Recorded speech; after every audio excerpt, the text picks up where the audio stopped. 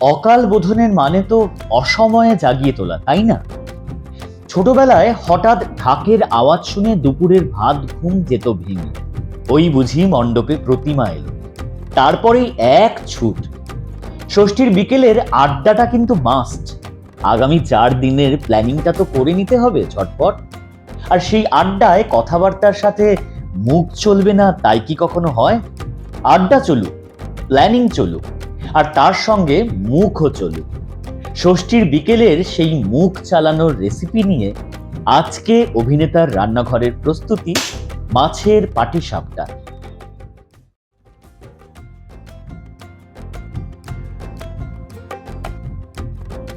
মাছের পাটিসাপটা বানানোর জন্য যে যে জিনিসগুলো প্রয়োজন আসুন আপনাদের দেখিয়ে দিই।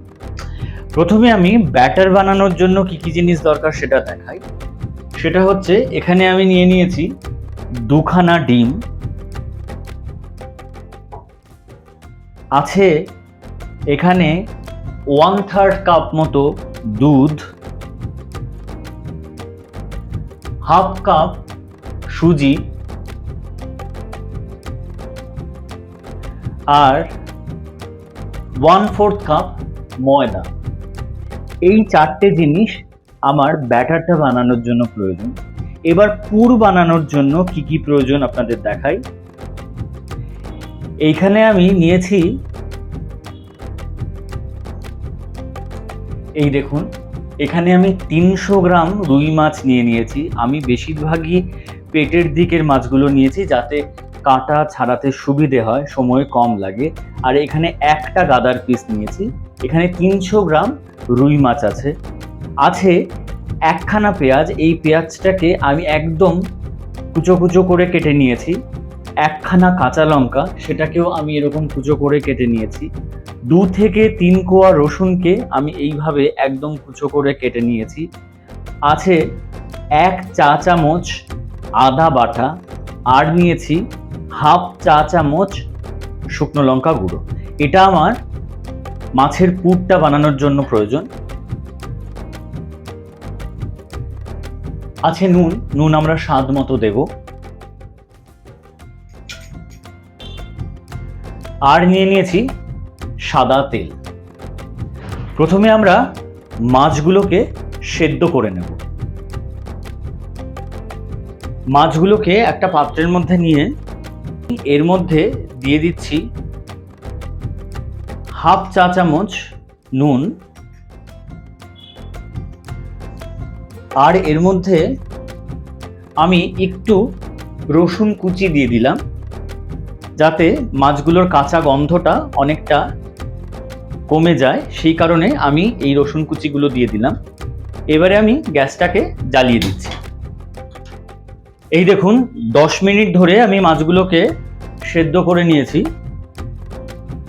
মাছগুলো কিন্তু একদম সেদ্ধ হয়ে গিয়েছে। এবারে আমি গ্যাসটা অফ করে দিচ্ছি এবং মাছগুলোকে ঠান্ডা করে কাটা ছাড়িয়ে নিচ্ছি। মাছগুলো সেদ্ধ করে নেবার পর ততক্ষণে ঠান্ডা হচ্ছে, ততক্ষণে আমি ব্যাটারটা বানিয়ে নেব। ব্যাটারটা বানানোর জন্য আমাকে প্রথমে এই ডিমটাকে খুব ভালো করে এরকমভাবে ফেটিয়ে নিতে হবে।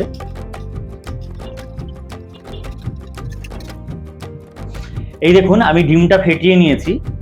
এবারে আমি এর মধ্যে দুধ দিচ্ছি। প্রথমে আমি সম্পূর্ণ দুধটা দেব না, অর্ধেকটা দুধ দিলাম। আর দুধ দেওয়ার পর আমি এর মধ্যে দিয়ে দিচ্ছি 1/2 চা চামচ নুন। এইবারে আবার আমি খুব ভালো করে ফেটিয়ে নেব।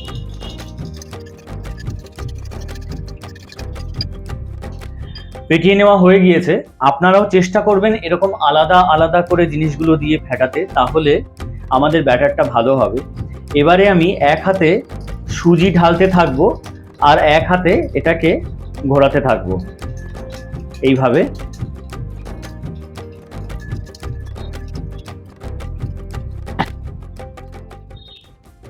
এই দেখুন, আমি পুরো সুজিটা কিন্তু এইভাবে ঢেলে দিয়েছি এর মধ্যে।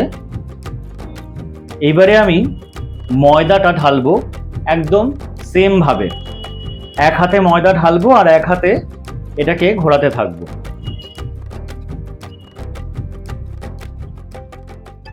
সবার শেষে আমি এই অল্প পরিমাণ দুধ যেটুকু বাকি ছিল সেটুকু দিয়ে দিলাম।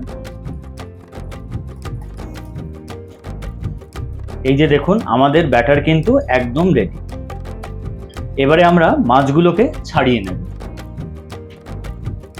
আমি মাছগুলো থেকে খুব সহজেই কাঁটাগুলো ছাড়িয়ে নিয়েছি। এই দেখুন এইভাবে, এই কারণেই আমি পেটির মাছ বেশি নিয়েছিলাম, যাতে খুব সহজে একটা সাইড থেকে কাঁটাগুলোকে এইভাবে ছাড়িয়ে নেওয়া যায়। আমি মাছগুলোকে এইভাবে একদম ছাড়িয়ে নিয়েছি খুব সহজে।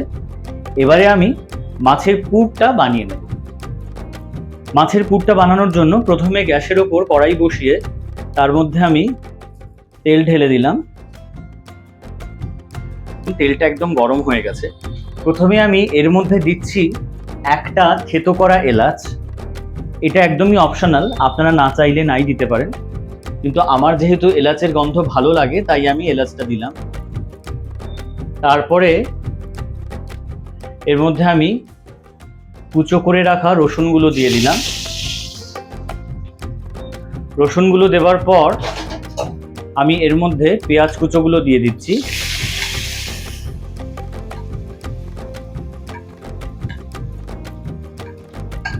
আর দিচ্ছি কাঁচা লঙ্কা।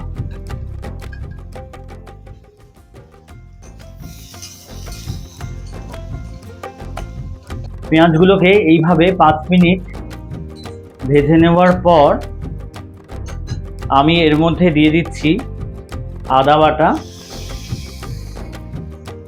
আর দিয়ে দিচ্ছি লঙ্কার গুঁড়োটা।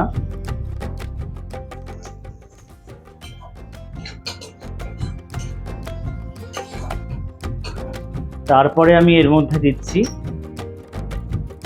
হাফ চা চামচ নুন। মাথায় রাখতে হবে যে আমরা কিন্তু মাছটাকে নুন দিয়েই সেদ্ধ করেছি, সেই জন্য নুন আমরা প্রথমেই বেশি দেব না। এরপরে আমি এর মধ্যে সেদ্ধ করে রাখা মাছটা দিয়ে দিলাম।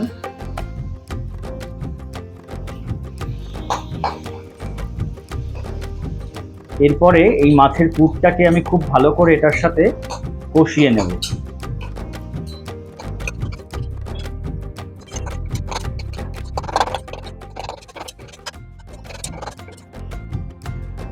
আমাদের পুর একদম রেডি।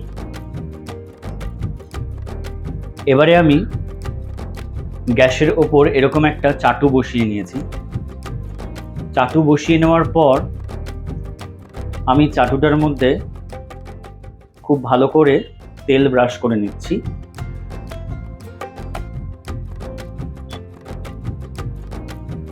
এবারে আমি তেলটাকে একটু গরম করে নেব। তারপরে আমরা ব্যাটারটা ঢালবো।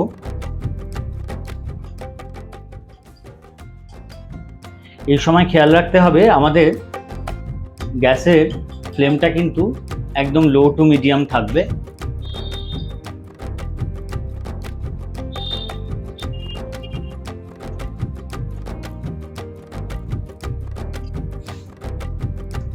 এইবারে আমি এর মধ্যে মাছের পুরটা দিয়ে দেব।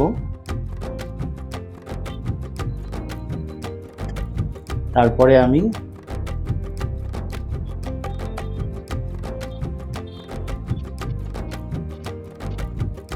এইভাবে পাটিসাপটাটাকে মুড়ে নেব।